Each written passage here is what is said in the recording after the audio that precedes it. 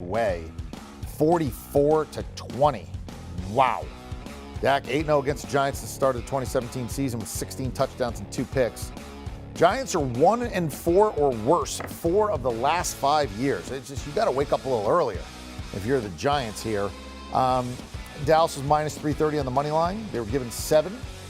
And B-Mac told you, lay the 7, love it. Well, you could have laid a lot more than 7. Dallas is actually 5-0 against the number this season. They're the only team in the NFL undefeated against the spread. 5-0. Their one loss was against Tampa. They covered that time. The over came in by a lot. But this was a game not only the Giants lose in the scoreboard, but they certainly lost in other ways too. And Galladay, he left with an injury. Saquon, it did not look good. Daniel Jones, that's certainly, concussion-like symptoms, I'll say it that way. And if you're a Giant fan, the record is now 1 and a lot.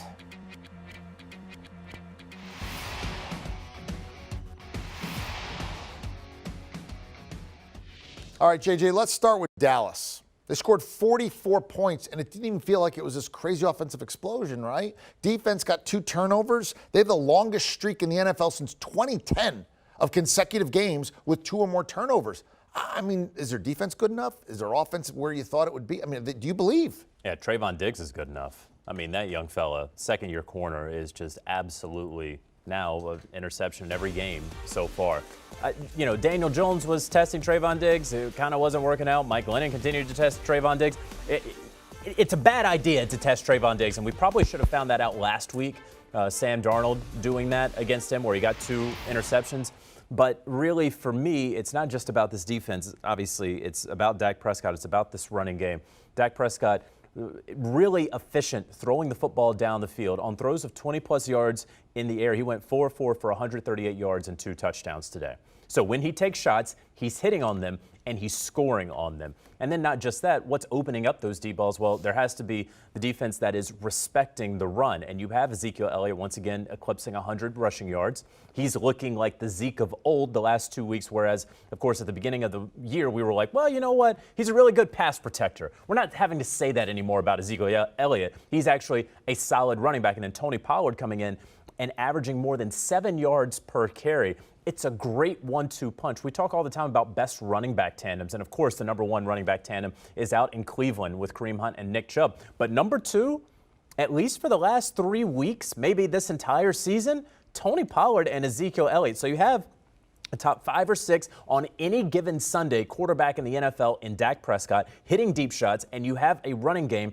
One, your leading rusher rushing over 100 yards, the other getting you 7 yards a pop. You're going to win most games you're in. It was a pretty good day if you're a Dallas Cowboy fan. Think about the last time these 2 teams met. You're a Dallas fan. You just saw Dak get carted off. It felt like your season was over, and that was it. And it was just an awful feeling. Yep. Giants, I sort of think that you got to feel that way if you're a Giant fan. You're now 1-4.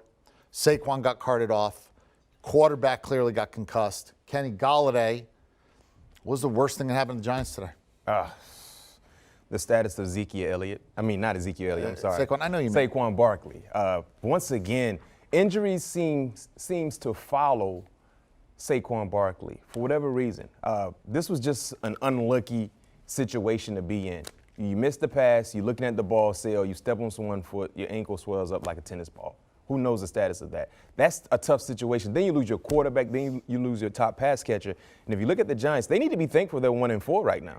A surprising win last week against the New Orleans Saints. Outside of that, the rest of the, oh my goodness, I'm looking at the next 4 ball games. They have the Rams, the Panthers, the Chiefs, the Raiders. If you want to throw in the Buccaneers. Sure, why don't we just throw in the Bucs in the schedule?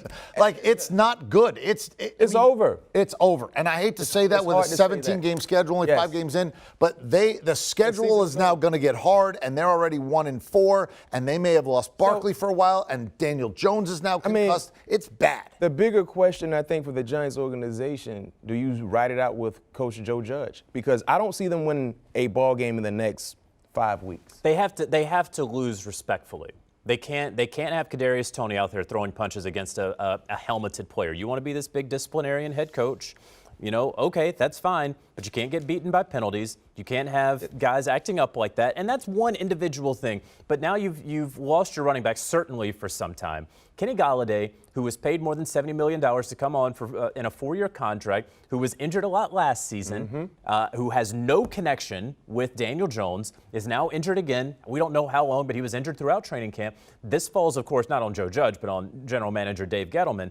And now you have, of course, Daniel Jones, nothing he could do about getting a head injury, but you have Mike Glennon, who's probably not going to be able to get the job done in any given game. This is going to be a bad football team moving forward. You could argue they've already been a bad football team, B-Mac, but they're certainly going to be bad moving forward. I think one thing Giants fans won't tolerate. Missing the playoffs is hard, but I think the reality is something that we all expect to see from the Giants. Oh, they've been missing it for the last 5 years. Exactly. So it's no surprise you missed the playoffs. But one thing I think Giants fans won't tolerate. There was an optimism after the win at New Orleans, especially because if nothing else, it felt like maybe Daniel Jones is our guy. Right, and that's a really we haven't felt like Daniel Jones, but we haven't felt like Daniel Jones was our guy, and we felt like what, we got a quarterback that we can. Okay, we're going in the right direction. We're not going as fast as I'd like, but we're going in the right direction. Today had to feel like a big step back. I'm okay in agreeing with that statement. I think Daniel Jones is the guy. He has played fairly well. And we didn't know that coming into the season. Yeah, he's played fairly well. I feel better about him than I did at the start of the year. For whatever reason, they can't win. They can't win. Last week, they got lucky. They benefited from splash plays. It wasn't like they were consistently driving the length of the football field in the Saints. They had 50-yard touchdown, 2 50-yard touchdowns. We're not saying things that are different. I'm not disagreeing with you. But one thing you can't tolerate if you're a Giants fan is being dead last in that division. Not in that division. In that division, you will not tolerate that. That's the thing. You can't spot the homecoming game. You are the homecoming game. They're the worst team in that division. It's not a great one. Yeah, they are right now anyway. And again, you have to feel a lot worse, I would think, as a Giant fan now than you did when you woke up this morning when you're like, hey, maybe we'll continue going. It was a loss on a lot of levels for Big Blue. Straight ahead. It's blue, it's red, it's the Bills, it's the Chiefs. Your full preview is going to be a lot of fun. Hopefully get a lot of offense. Who wins and why? Straight ahead. Yeah, HQ. Want a sports network that delivers everything that matters about the game? The highlights, the picks, the instant analysis. No yelling, no fake debates, no politics. Hit the subscribe button and never miss a moment.